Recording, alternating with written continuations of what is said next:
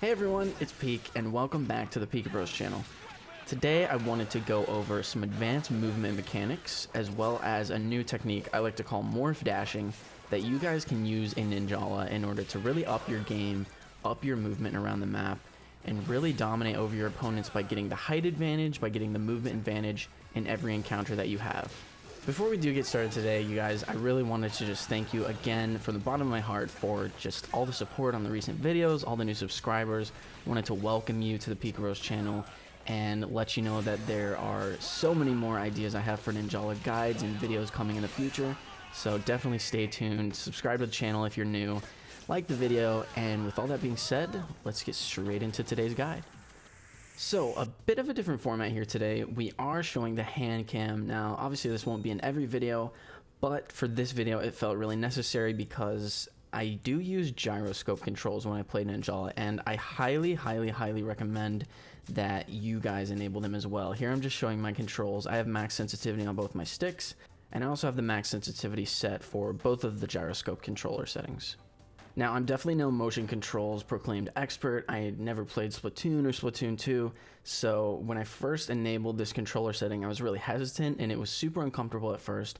However, I do highly recommend that you guys start playing with it sooner rather than later, because there are movements you can do with motion controls that just aren't possible, or at least you can't do quick enough with just plain old stick controls.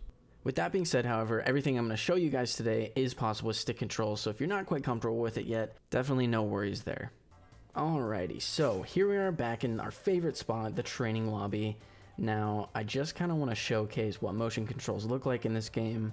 And also a quick preface before we get started is that if you are using stick controls, every bit of movement in Ninjala is based on which direction your camera is facing in. So essentially, if you're using sticks, just make sure your camera's facing the same direction as mine is, and you should be good. And just to get this out of the way ahead of time, if you want to reset your camera in Ninjala while you're using motion controls or even stick controls, you can press inward on the left control stick, and that will kind of recenter your camera wherever your controller is facing. So just keep in mind that you'll be using this button a lot to recenter your camera, refocus where you're looking, because the camera can be a little janky at times. So just wanted to make sure that you guys are aware of that feature. So let's open up the menu here.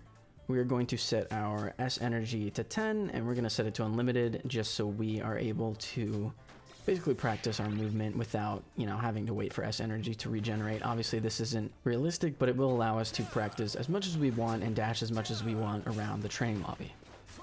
So here I'm just showcasing the different types of movements you can do, especially when you're using motion controls. You're really able to flick the controller up, get a lot of verticality at any point in time. You're even able to dash backwards like this. There is definitely a lot you can do. You see that we can easily hit the roof by properly aiming our camera, and there's just a lot you can do here. So I've split this video up into a number of parts, but the very first part we're going to go over is just the vertical dash upwards. Now to do this, if you're wanting to just go straight up, you should really just point your camera up using motion controls or your sticks. Take your thumb actually off the left control stick and just do a normal gum dash upwards. If you have ever tried in the past to gum dash upwards, you may have noticed that the stick, moving it back and forth, can kind of make you a little wobbly like you saw there. And you can control it, but it is a lot easier if you're trying to really just go straight up to take your thumb off the stick and literally just point your camera upwards. It's actually a lot easier than you might think, but it really helps you get up to those really high places in maps like Eagle City that you can't normally reach if you're just kind of doing a pointed gum dash or you're trying to jump up there. So that's what I call the vertical dash. Now, what I'm going to show you next is the backwards vertical dash. Pretty much the same concept, except for this one, it's not as straightforward because you cannot, obviously, as you're seeing here, if you just point your camera at the ground, you're going to dash towards the ground. So this one requires you to point your camera at the ground as well as hold back on your control stick. So you can dash backwards while getting the vertical direction that is required to make this kind of movement. Ninjala really rewards players who move around the map quickly and who use the vertical height of the different maps to their advantage, because it really allows you to kind of get out of your enemy's sights, get out of their camera view very quickly. If you just are flicking your controller up real quick using motion controls, the amount of time it takes to get super high up in the map and even reach the roof is pretty short. So this is honestly a must-know technique for anyone who's trying to improve their game, who wants to outplay their opponents, and who wants to have a huge advantage over those who do not utilize these different techniques.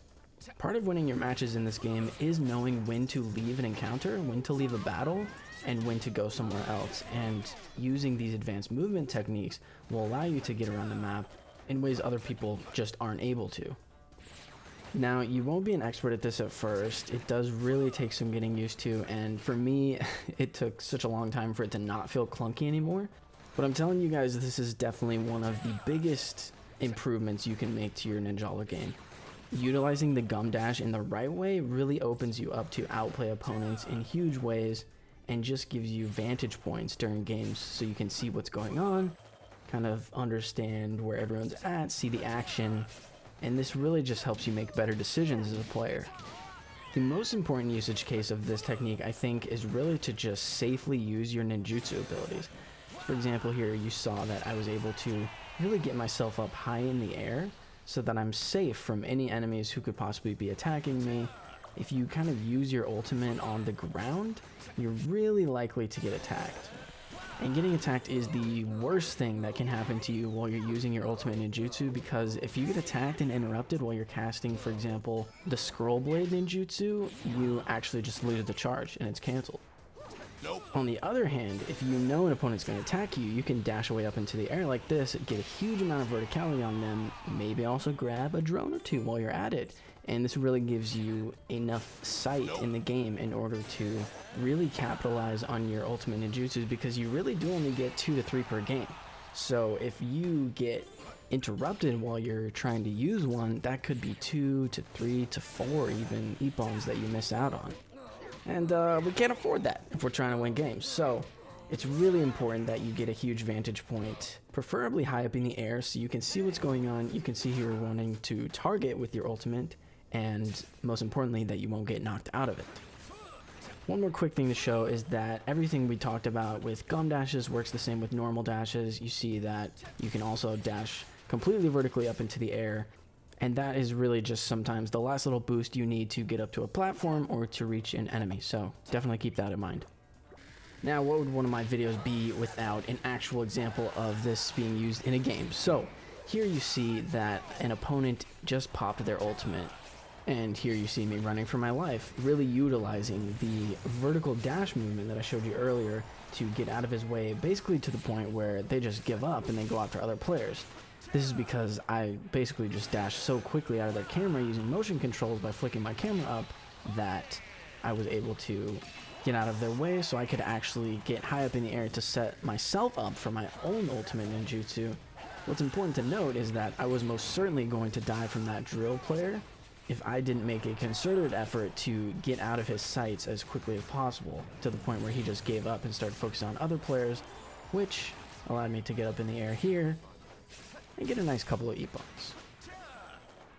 If you guys practice these movement techniques, they definitely will help you optimize your gameplay and set you up for success. One more practical example is here in Eagle City, where the map is super high up and there's a huge platform up here on top. Normally, most people would think, oh, you can't really reach that unless you take the little gum rails that are pink up here that allow you to ride up to this platform. However, if you utilize the techniques we showed today, you will actually be able to get there from a number of spots in the map, one of them being this jump pad here on the bus.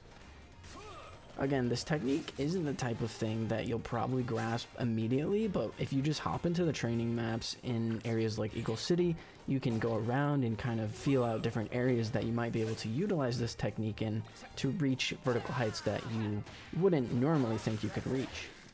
Another usage case here of me using the backwards vertical dash that I showed you earlier. You can still see the opponent teeny tiny on the ground, and this just gives you a lot of verticality and a lot of vision towards what's happening at any stage of the battle. Moving on to the last topic for today's video, it is MorphDashing. It's a technique I came up with that allows you to utilize both the mobility techniques that we've talked about today, as well as the recovery aspect of morphing. Now, a lot of you might not know that if you use the A button by default on your controller, you can morph into an object. Now, it's kind of cool, but the real usage case of this is that your health regenerates a lot faster. And when I say a lot, I mean a lot. Let's break it down. Ladies and gentlemen, that is right. We are breaking down frame data in Ninjala. No, this is not a Super Smash Bros. Ultimate video. It's still Ninjala. We are going to be looking at exactly how quickly morphing improves your health regen. Something I want you all to keep in mind as you're watching this is to just be mindful of how short a game Ninjala is. Matches are 4 minutes long, and what we're seeing here actually is that we've already recovered our health through morphing, where we have barely recovered half our health normally just standing around not doing anything. In fact, I'm going to actually get hit twice and recover my health 2 times in the amount of time that it takes for us to recover our health normally just by standing around not using morphing. It's actually crazy how big of an impact this has. We are talking about a 3 times more effective health regen option than what you would normally get just by standing around. So what if I told you that in addition to life regeneration, you can also recover S energy a little bit faster, not as huge of an improvement as the health regen, but still a pretty significant improvement over the course of a match? Well, here you can see that by morphing, you can actually recover S energy faster, about 1 second faster than you normally would. But at the end of the day, that's still an improvement and still something you should be mindful of when you're trying to recover S energy and you're low on it. So now hopefully my new technique that I mentioned earlier called MorphDashing makes a little more sense. It's essentially utilizing the morph as soon as you enter a gum dash to optimize both health recovery and S energy recovery. It's pretty easy to do here as well. As you see on the hand cam, all it takes is simply hitting the A button after you do a gum dash normally. I've only just started using this in my matches, but I've already noticed how, especially when it comes to health recovery, it really prepares me to enter a fight a lot quicker, because not only am I utilizing the gum dash to move around the map more quickly, I'm also using the gum morph. For example, if I just exited a fight and I'm trying to dash out and I'm low on health, I can recover my health all the quicker this way, and be ready for another fight that much sooner. Another kind of cool thing, but honestly not that really practical, but if you're kind of wanting to style on your opponents, you can also hit the down arrow on the D-pad to morph into your Utsasumi of choice. Here you see I've morph dashed as a soda bottle, so we're pretty professional. So those are the techniques I wanted to kind of go over today. We covered a lot, but I'd say in terms of key takeaways, it would be prioritize switching over to motion controls. They really are superior to just using control sticks because they do allow for greater agility in your movements and faster snapping of the camera. Additionally, definitely start utilizing the morph dashing technique we talked about today so you can optimize both mobility and health and S energy recovery during your matches, because it really makes the difference in matches that are only 4 minutes long when you have such little time to recover S energy and health. This really will give you the edge on your opponents who do not utilize this technique.